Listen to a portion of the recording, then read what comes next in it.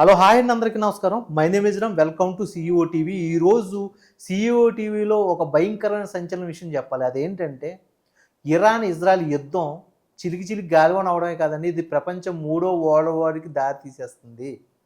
ఈ యుద్ధం ఆగింది అనుకుంటున్నారేమో చాలామంది ఈ మీడియా టీవీ ఛానల్ చూసి వ్యక్తులు. యుద్ధం ఆగలేదు, ఈరోజు సాయంత్రం కూడా యుద్ధం ఉంది అనేసి ప్రకటిస్తున్నాయి రెండు దేశాలు కూడా. ఈరోజు కమోని అంతంతో యుద్ధం ఆగిపోయిందనేసి చాలామంది అనుకుంటున్నారు. కమోని అంతంతో యుద్ధం ఆగలేదు. ఆ ఇరాన్ని పూర్తిగా ఆక్రమించాలని అనుకుంటున్న అమెరికాకి ఇజ్రాయెల్ అనేది ఒక వస్తువుగా ఉపయోగపడుతుంది, ఒక ఆయుధంగా ఉపయోగపడుతుంది. ఇది మీరు అర్థం చేసుకోవాలి.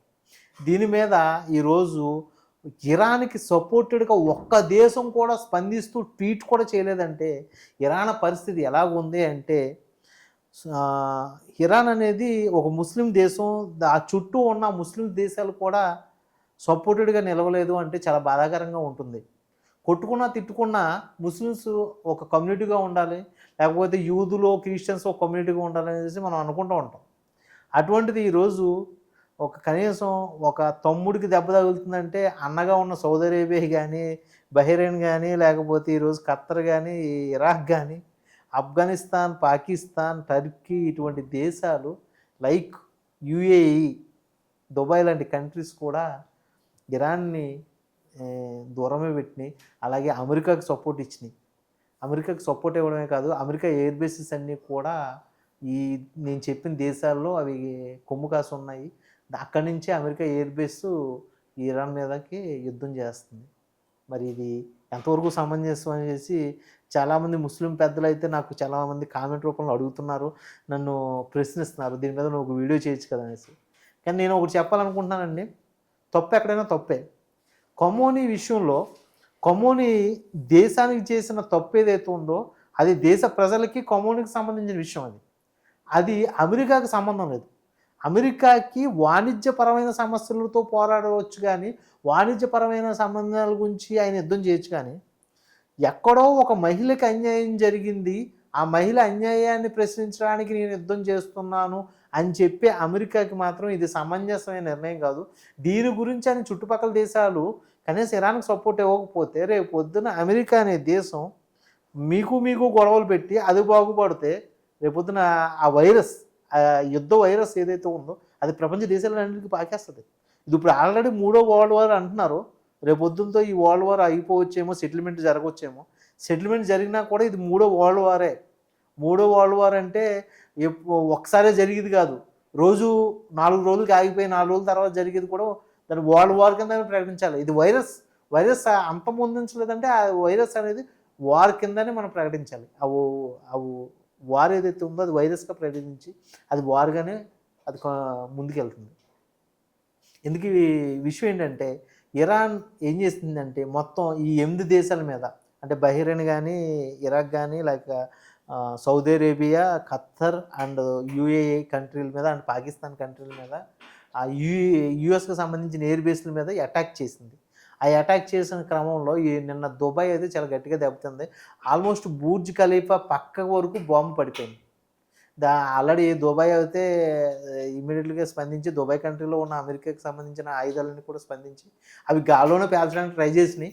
కొన్ని గాల్లో పేలినాయి, కొన్ని మాత్రం అక్కడ అది బూర్జ్ ఖలీఫా పక్కన పడినాయి, అక్కడ బ్లాస్ట్ అయింది. ఆ తర్వాత అతిపెద్ద బ్లాస్ట్ ఎక్కడ జరిగిందంటే ఫామ్ జుమేరా. మీకు అందరికీ తెలుసు, అది వరల్డ్లోనే అతిపెద్ద మ్యాన్ మేడ్ ఐలాండ్. ఎందుకంటే అది మీరు అందరూ చూస్తే ఇమేజ్ కూడా చూపిస్తాను. ఈ ఐలాండ్లో చాలామంది సెలబ్రిటీలు నివసిస్తారు. వరల్డ్లోనే ఉన్న చాలామంది ఫేమస్ సెలబ్రిటీస్, అత్యంత ధనవంతులు ఆ ఫామ్ జుమేరాలో నివసిస్తారు. అటువంటి ఫామ్ జుమేరాలో కూడా బాంబ్ బ్లాస్ట్ జరిగింది. మరి ఆ ఫొటోస్ కూడా బయటకు వచ్చినాయి. మరి ఏమైందనేది దుబాయ్ అనేది అధికారికంగా ఇంకా పూర్తిగా అయితే ఎక్కడెక్కడ నష్టపోయాననేది ప్రకటించలేదు. అది రాబోయే 2 రోజుల్లో చూడాలి. ఏమైనా కానీ అన్నదమ్ముల మధ్య గొడవ పెట్టేసింది అమెరికా. ఈరోజు ఇజ్రాయెల్ ఈ గొడవకు కారణం అయింది. ఇజ్రాయెల్ ఏంటంటే మొత్తం ఇరాన్ అనే దాన్ని పూర్తిగా అంతమొందించాలనుకుంది. కమోని అయితే అంతమయ్యాడు. కమోని కొడుకుని మేము అధ్యక్ష పదవిలో నుంచోబెడతామని ఇరాన్ అంటుంది. అది కాదు, అసలు మేమే అధ్యక్షులుగా మేము నియమిస్తాము అంటూ అమెరికా, ఇజ్రాయెల్ అయితే ప్రకటించబోతుంది రాబోయే రోజుల్లో. ఈ యుద్ధం అయితే ఈ రోజు అయితే ఆగలేదని ఈ వీడియో చేస్తున్నప్పుడు సండే అనుకుంటా మండే అనుకుంటా ఈ వీడియో చేసేటప్పుడు కూడా యుద్ధం ఆగలేదు. నాకు తెలిసి షేర్ మార్కెట్ అయితే మాత్రం ఇండియన్ షేర్ మార్కెట్ ఈ 4 రోజులు చాలా గట్టిగా పడుతుంది. ఎవరైనా షేర్ మార్కెట్‌లో ఇన్వెస్ట్ చేసుకోవాలనుకుంటే మాత్రం ఇది మీకు మంచి తరుణం. ఎందుకంటే ఇప్పుడు ఈ ఆయిల్ రేట్లు గట్టిగా పెరిగిపోతాయి. అలాగే యుద్ధ సామాగ్రి రేట్లకి సంబంధించిన ఈ వాణిజ్య మండలి రేట్లు కూడా పెరిగిపోతాయి. అంటే ఉప్పు, పప్పు రేట్లు కూడా గట్టిగా పెరిగిపోతాయి. ఎందుకంటే ఈ ట్రావెలింగ్‌లో చాలా ఈ ముడి సముకులు లేకపోతే ఈ వాణిజ్యం సంబంధించిన ఈ గ్రాసరీస్ ఏదైతే ఉన్నాయో కొన్ని మన ఇండియా కొనుక్కుంటూ ఉంటుంది. ఈ ఆయిల్స్ కానీ లేకపోతే ఈ వంట నూనెలు గానీ ఇటువంటి రేట్లు కూడా పెరిగిపోతాయి. రేపొద్దున షేర్ మార్కెట్ చాలా గట్టిగా పడిపోబోతుంది. ఓకే. ఎవరైనా ఇన్వెస్ట్ చేసుకోవాలనుకుంటే ఇన్వెస్ట్ చేసుకోండి. ఇది బాధాకరమైన న్యూస్ అయినా గానీ, ఈ షేర్ మార్కెట్ గురించి ఎవరికైనా అవగాహన లేకపోతే అది మీకు ఉపయోగపడుతుందని చెప్తున్నాను. ఈ బాధాకర న్యూస్‌లు ఇది కలిపి చెప్పేస్తున్నాను. ఇది తప్పు. ఇలా చెప్పకూడదు. బట్ మీ అందరికీ తెలియాలి కాబట్టి చెప్తున్నాను. అయితే మరి అమెరికా చేసే యుద్ధ ఆహ్, రచ్చలో ఓకే. రాబోయే రోజుల్లో మూడో వరల్డ్ వార్ ఎటువంటి భయంకరమైన పరిస్థితులు దారితీస్తుంది. దాంట్లో మొత్తం ప్రపంచ దేశాలు ఏ విధంగా స్పందిస్తాయి? ఇప్పటికైనా సరే ప్రపంచ దేశాలు ఒక కమ్యూనిటీగా ఏర్పడి ఖచ్చితంగా అమెరికాకి వ్యతిరేకంగా వెదురు తిరిగితే బావుంటదని నేను అనుకుంటున్నాను. ఎందుకంటే అమెరికా చేసేది మామూలు రచ్చ కాదు. ఎందుకంటే అది మొత్తం ప్రపంచ దేశాలను దాని కంట్రోల్‌లో పెట్టుకొని అది చేసే ఇంత బలమైన రచ్చ ఏదైతే ఉందో దానివల్ల ప్రపంచ దేశాలు ఇప్పటికీ బానిస బతుకులు బతుకుతున్నాయి. అలా జరగకూడదని కోరుకుంటూ ఈ వీడియో మీకు తెలియజేస్తున్నాను. ఈ వీడియో గనుక మీకు నచ్చినట్లయితే ఈ వీడియో ఇప్పుడు దాకా మీరు చూసారంటే ఖచ్చితంగా నా వీడియోస్ అన్ని మీరు ఇష్టపడుతున్నారని నాకు అర్థమైంది.